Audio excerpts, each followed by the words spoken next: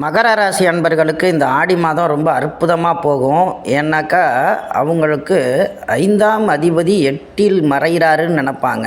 அந்த சுக்கிரன் பகை வீட்டில் இருந்தாலும் வீடு கொடுத்த சூரியன் குருவோடு இருக்கிறதுனால பெரிய மனிதர்களுடைய ஆதரவு கண்டிப்பாக கிடைக்கும். அதன் மூலியமாக ஏதாவது வாய்ப்புகள் கிடைச்சி முன்னேற்றத்துக்கான விஷயங்களை பண்ணுவார்.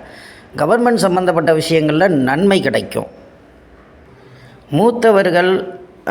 மூத்த பிள்ளைங்க நம்மளோட வயசில் கூட உள்ளவங்க மூலியமாக நன்மைகள் அதிகமாக நடக்கக்கூடிய மாதம் இந்த ஆடி மாதம்.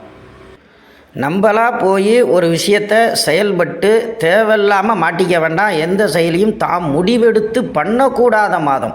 ஒருத்தவங்கள்ட்ட சஜஷன் கேட்டு இது சரியாக இருக்குமான்னு 4 தடவை ஆராய்ச்சி செஞ்சு தான் செய்யணும். ஏன்னா ராசிக்கு 2ல் ராகு இருக்கும் பொழுது கொஞ்சம் கவனமாக தான் வேலை செய்யணும். ஏன்னா நம்ம திடீர்னு ஒரு பெரிய செலவை சாதாரணமாக முடிவெடுத்து நம்ம போய் லாக் ஆகிக்குவோம். அதுக்காக கெட்டு போக மாட்டோம்.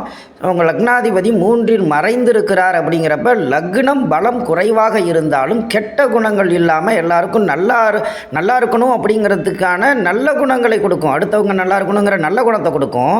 அதே சமயத்தில் நம்ம யாருக்காவது உதவி செய்கிறோம் அப்படிங்கிற சுச்சுவேஷன்ஸில் 3ல் லக்னாதிபதி மறைந்து இருக்கிறதுனால வக்ரமாக இருக்கிறாரா, என்ன செய்யணும்னாக்கா அடுத்தவங்களுக்கு ஏதாவது ஜாமீன் போடுறதோ ஏன்னா புதன் ஆட்சியாக இருக்குது. அடுத்தவங்களுக்கு ஜாமீன் போடுற விஷயங்களில் தம் சம்மந்தம் இல்லாமல் மாட்டிக்கிட்டு ஏன்டா இவனுக்கு இந்த உதவியை செஞ்சோங்கிற விஷயங்களுக்கு போயிட வேண்டாம்.